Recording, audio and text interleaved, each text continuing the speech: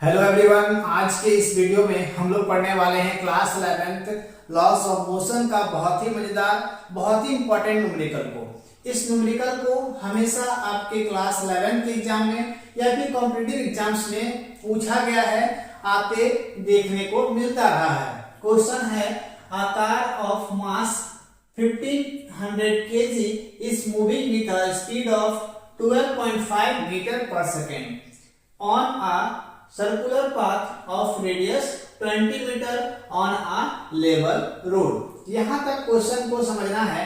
Question में बोला गया है कि एक कार है जिसका मास कितना है, तो मास आपका कितना दिख रहा है, 1500 केजी, मतलब 1500 केजी का आपको मास दिख रहा है। ठीक है, तो मास क्या कर लेंगे हम लोग, दिया हुआ है मास 1500 केजी। मास कितना है मेरा, 1500 केजी।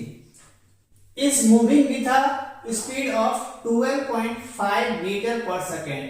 क्या है इसका स्पीड, मतलब वेलोसिटी यहाँ पर दिया हुआ है 12.5 मीटर पर सेकेंड। ठीक है, अब यहां से अब आपको आगे क्वेश्चन ध्यान देना है। तो इसका रेडियस दिख रहा है आपको, रेडियस कितना है, 20 मीटर। ठीक है, यहां तक क्वेश्चन समझ में शायद आपको आ गया होगा, है ना। क्वेश्चन शायद समझ में आ गया होगा कि एक कार है जिसका मास 1500 केजी है और वो किस वेलोसिटी से मूव कर रहा है, 12.5 मीटर पर सेकेंड के स्पीड से वो मूव कर रहा है, ट्रेवल कर रहा है, और जिसका रेडियस कितना है, 20 मीटर।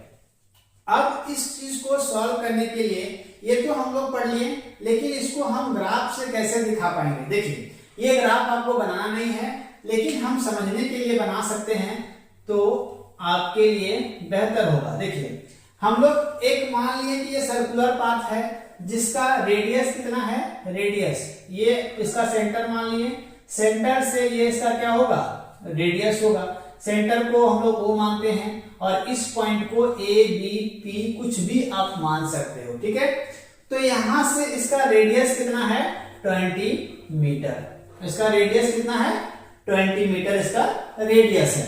अब हमको बोला गया है कि इसका यहां पर हम A पॉइंट पर क्या मान लेते हैं कि यहां पर मेरा क्या है, कार है जिसका वेट आपको मास देखने को मिल रहा है 1500 केजी और वो किस वेलोसिटी से मूव कर रहा है, तो 12.5 मीटर पर सेकेंड के वेलोसिटी से वो क्या कर रहा है, मूव कर रहा है। ठीक है, इसका रेडियस 20 मीटर है। तो आगे क्वेश्चन पढ़ते हैं, what should be the frictional force between the car and the road so that the car does not slip, है ना। तो जब किस वो फ्रिक्शनल फोर्स कितना, उसमें फ्रिक्शनल फोर्स लगना चाहिए कि जिससे आपका कार और रोड के बीच में ऐसा फ्रिक्शनल फोर्स बने कि वो स्लिप ना करे। अब आगे, what should be the value of coefficient of friction to attend this force. तो इस फोर्स को अटेंड करने के लिए कितना कोएफिशिएंट ऑफ फ्रिक्शन होगा, वो भी हमको फाइंड करने के लिए बोला गया है। तो सबसे पहला चीज आपको निकालने के लिए बोला गया है फ्रिक्शनल फोर्स, उसके बाद coefficient of friction. Frictional force को हम लोग F से डिनोट करेंगे और कोएफिशिएंट ऑफ फ्रिक्शन जिसको हम लोग म्यू से डिनोट करते हैं, वो भी हमको निकालने के लिए बोला गया है। तो यहाँ पर हम पिक्चर को रफ करके यहाँ पर हम सिंपल लिख सकते हैं कि क्या क्या हमको फाइंड करने के लिए बोला गया है कि किस फ्रिक्शनल फोर्स से वो आगे बढ़ेगा जो वो स्किड ना करे, कौन, कार। तो मेरा यहाँ पर फ्रिक्शनल फोर्स जो F है वो हमको निकालना है और कोएफिशिएंट ऑफ फ्रिक्शन जिसको हम लोग म्यू से डिनोट करते हैं वो भी हमको फाइंड करना है कि कितना उसमें कोएफिशिएंट ऑफ फ्रिक्शन होगा। ठीक है, चलिए, तो हेयर m इक्वल टू, ये तो हम लोग समझ जाते हैं कि m equal to 1500 KG, v equal to 12.5 metre per second, r क्या है, रेडियस 20 मीटर, है ना, और हमको फ्रिक्शनल फोर्स फाइंड करना है, म्यू भी फाइंड करना है, जिसको हम लोग कोएफिशिएंट ऑफ फ्रिक्शन भी बोलते हैं।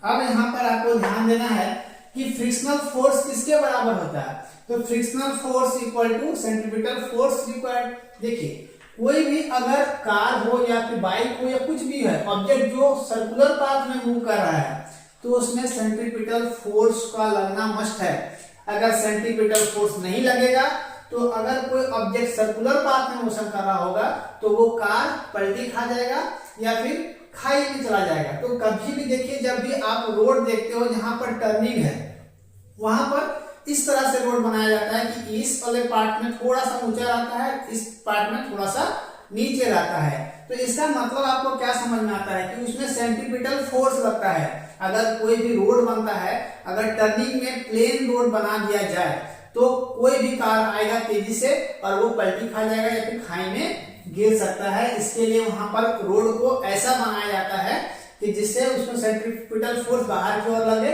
और वो गाड़ी आसानी से मूव कर जाए, घूम जाए। ठीक है, चलिए, तो frictional force F equal to mv²/r, इस फॉर्मूला से हम लोग वाकिफ हैं, ये कोई नया फॉर्मूला आपके लिए नहीं है। सेंट्रीपिटल फोर्स के बारे में आपको डिटेल वीडियो आपको मेरे पिछले वीडियोस में मिल जाएगा, वहां पर भी आपको इसका फॉर्मूला आपको पढ़ाया जा चुका है।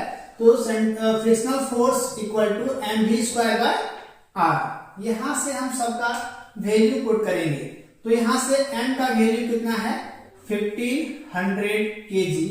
अभी हम यूनिट को नहीं लिखते हैं, अगर यूनिट को लिखेंगे तो शायद आपको दिक्कत हो सकता है। छोड़िए, यहां से हम लोग क्या करेंगे, अब यहां से 1500 kg हो गया।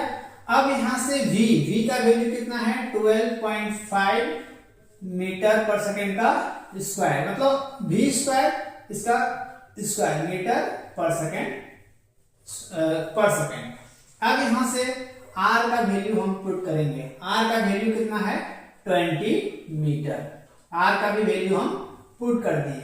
जब हम इसको सॉल्व करते हैं तो F इक्वल टू क्या आ जाएगा, जब हम इसको सॉल्व करें, इसको आप सॉल्व करके देख सकते हो, यहाँ पे इसका स्क्वायर करना पड़ेगा, फिर इससे इसको मल्टीप्लाई करके इसको हम सॉल्व करेंगे। तो जो मेरा आंसर आएगा F equal to 1.172 into 10⁴ newton के बराबर आएगा। एक कैलकुलेशन आपको फिजिक्स में करके दिखाना नहीं होता है ना, इसको आप लोग रफ वर्क करोगे, कभी भी फिजिक्स में यहाँ पर काट के नहीं दिखाओगे, है ना। जब हम मैथ बनाते हैं तो वहां पर काट के आप दिखा सकते हैं, लेकिन फिजिक्स में आपको कॉपी गंदा नहीं करना है। ये सब रफ वर्क करोगे कि इसका वर्क करके स्क्वायर करके फिर हम इससे मल्टीप्लाई करेंगे, 20 से डिवाइड करेंगे तो आपका आंसर आ जाएगा। ठीक है, तो कॉपी को आपको गंदा नहीं, साफ सुथरा रखना है जिससे आपका फुल मार्क्स मिले। तो ये जब आप रफ वर्क में सॉल्व करोगे तो इसका आंसर ये आपको देखने को मिलेगा 1.172 इंटू 10⁴ न्यूटन आएगा। ठीक है, चलिए, अब यहाँ पर हमको क्या और फाइंड करने के लिए बोला गया है, कोएफिशिएंट ऑफ फ्रिक्शन। तो कोएफिशिएंट ऑफ फ्रिक्शन निकालने के लिए F equal to mu R का भी फॉर्मूला आपको पढ़ाया गया है, म्यू आर। तो यहाँ से हमको क्या निकालने बोला गया है, कोएफिशिएंट ऑफ फ्रिक्शन, मतलब म्यू निकालने के लिए बोला गया है। अब हम अगर यहाँ से एक काम और भी कर सकते हैं कि यहाँ से F equal to mu R के जगह पर R equal to mg, R किसके बराबर होता है, mg के बराबर होता है। तो यहां से अगर हम म्यू का वैल्यू फाइंड करें तो म्यू इक्वल टू क्या हो जाएगा F/mg, होगा कि नहीं होगा, क्योंकि ये पूरा ये मल्टीप्लाई से इधर आपका मल्टीप्लाई से डिवाइड में आ गया, क्योंकि हम यहाँ से म्यू का वैल्यू निकाल रहे हैं। अब हम क्या करेंगे कि यहाँ पर हम सबका वैल्यू पुट कर देंगे। तो F का वैल्यू अभी हम लोग क्या निकाले हैं 1.172 इंटू 10⁴ न्यूटन, या फिर यूनिट हम नहीं लगाते। ठीक है, चलिए यहां से, और m का वैल्यू कितना है, m का वैल्यू आपका है 1500। अब इंटू, अब स्मॉल g का वैल्यू क्या होता है, तो 9.8 न्यूटन पर सेकेंड स्क्वायर। तो ये आपको g का value 9.8 metre per second square हमको पुट करना होगा। ठीक है, जब हम इसको सॉल्व करते हैं तो म्यू का जो वैल्यू आएगा अप्रॉक्स 0.8 आएगा, मतलब म्यू इक्वल टू क्या आ जाएगा 0.8 होगा। इसका कोई भी यूनिट नहीं होगा। ये आपका क्या हो गया, प्रूव्ड हो गया। ये इसका आंसर होगा कि जब कोई भी कार का वेट या फिर मास 1500 kg है और वो 12.5 मीटर पर सेकेंड के स्पीड से वेलोसिटी से ट्रेवल कर रहा है और उसका रेडियस 20 मीटर है, तो उसमें कितना फ्रिक्शनल फोर्स लगेगा 1.172 इंटू 10⁴ न्यूटन का आपका फ्रिक्शनल फोर्स लगेगा और उसका कोएफिशिएंट ऑफ फ्रिक्शन कितना होगा 0.8 होगा। ठीक है, इस क्वेश्चन को अगर आप सॉल्व करना चाहो तो आपको सिर्फ यहाँ और यहाँ पर दिक्कत हो सकता है, लेकिन ये आपका मैं बार बार बोल रहा हूँ ये रफ वर्क है, आप रफ वर्क में जरूर करोगे और कोशिश करना है कि इसको डिटेल में सॉल्व करने का, है ना।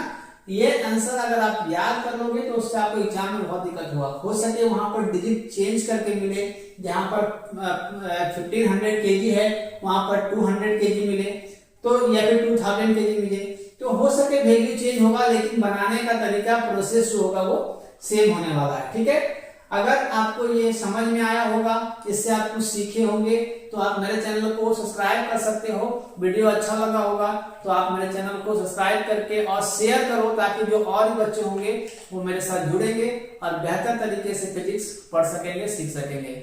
मिलते हैं अगले वीडियो में, तब तक थैंक यू टीचर, जय हिंद।